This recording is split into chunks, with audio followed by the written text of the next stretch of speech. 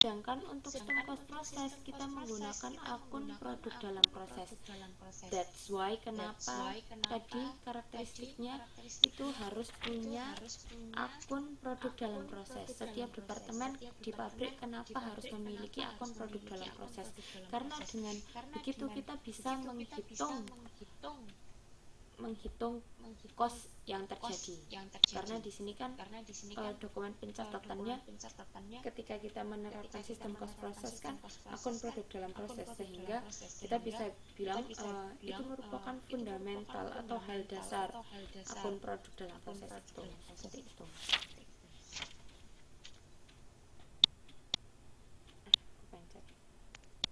Nah, di sini baru kita bahas tentang apa itu unit equivalent. Nah, sebelum kita bahas tentang unit equivalent, kita perlu memahami satu hal dulu. Setiap departemen umumnya memiliki produk dalam proses pada akhir periode. Jadi kadang kalau kita misalkan melakukan proses produksi seperti itu, kan di akhir periode, anggap periodenya bulanan gitu, per bulan. Dalam waktu 1 bulan itu ternyata ada produk yang belum selesai diproduksi atau masih dalam tahap proses produksi, tapi kita sudah harus menghitung cost per departemen karena periodenya sudah habis. Tapi ada produk yang masih belum totally finish, belum 100% selesai. Nah, itu yang disebut sebagai produk dalam proses karena belum bisa dibilang sebagai produk jadi atau masih membutuhkan beberapa poin-poin atau beberapa sentuhan lah intinya. Jadi di situ kita tidak bisa mengatakan bahwa itu adalah produk itu udah jadi produk jadi, belum bisa gitu. Jadi di situ terkadang di setiap departemen itu umumnya memiliki produk dalam proses pada akhir periode. Jadi ada produk yang belum 100% selesai proses produksinya, jadi masih dianggap sebagai produk dalam proses seperti itu. Padahal di satu sisi kita sudah harus menghitung cost per departemen tiap bulannya, setiap akhir periode seperti itu. Nah, ketika terjadi hal seperti itu, ketika terjadi produk yang belum selesai tetapi kita sudah harus menghitung cost karena periode berakhir, maka produk dalam proses ini tidak dapat diabaikan dalam perhitungan cost unit. Harus tetap kita hitung, harus tetap kita kalkulasi, nggak boleh kita abaikan.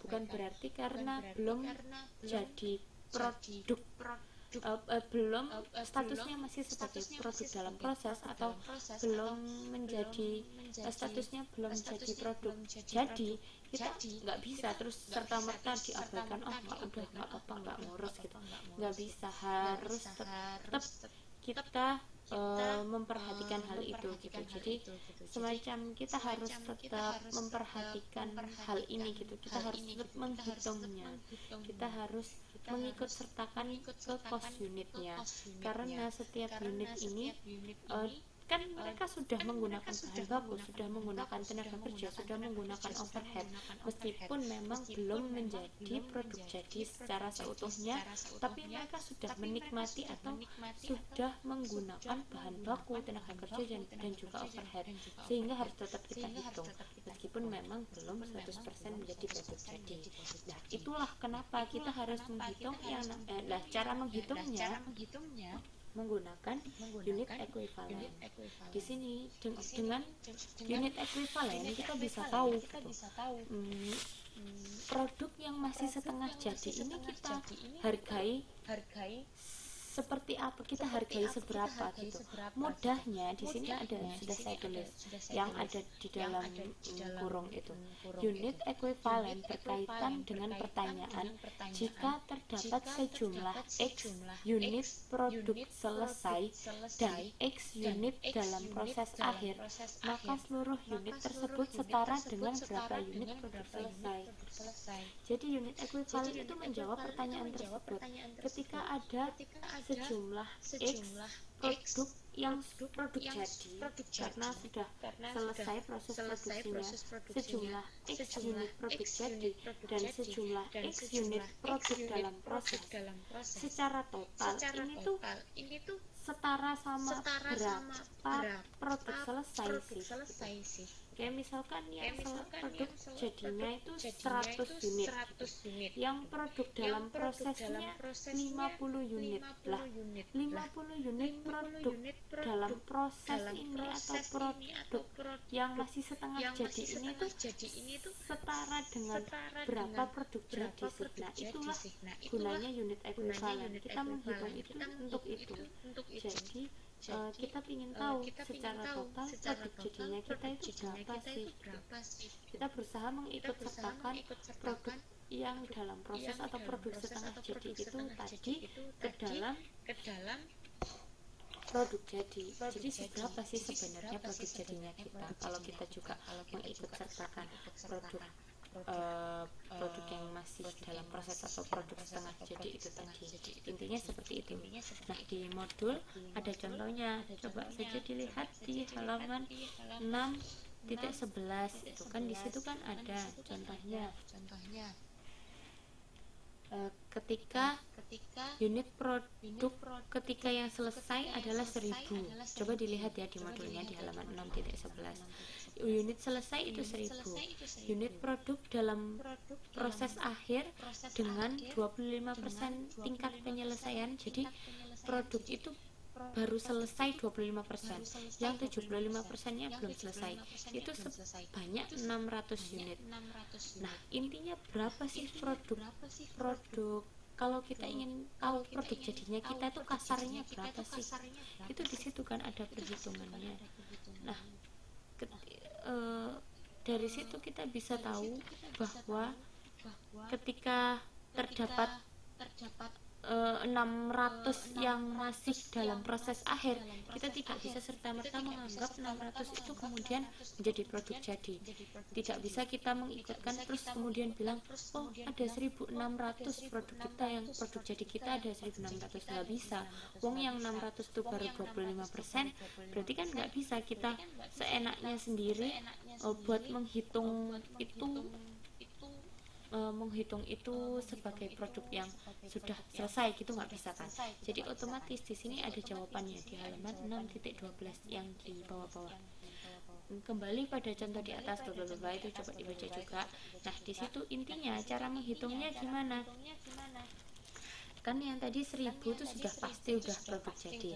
Yang jadi masalah kan 600 unit itu masih 25% penyelesaian.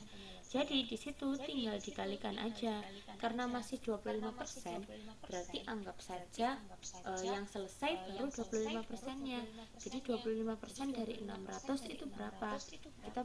Kita dapat angka 160. Jadi produk yang kita bisa menganggap atau unit ekuivalen produk jadinya itu sebanyak 1000 ditambah 150. 150 itu tadi adalah 25% dikali 600.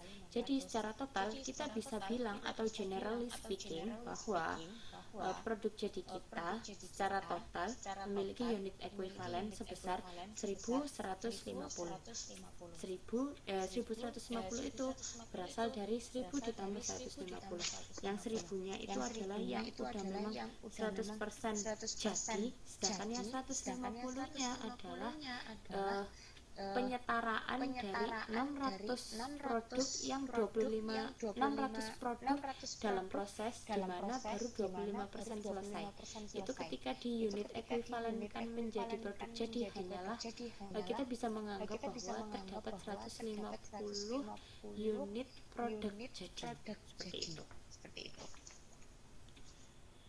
Nah, untuk kegiatan pembelajaran satu, intinya kita berbicara tentang itu. Sampai di sini, apakah ada yang ditanyakan sebelum saya masuk ke kegiatan belajar kedua? Kalau memang ada yang belum dipahami dan masih bingung, coba ditanyakan aja sebelum melangkah ke kegiatan belajar 2.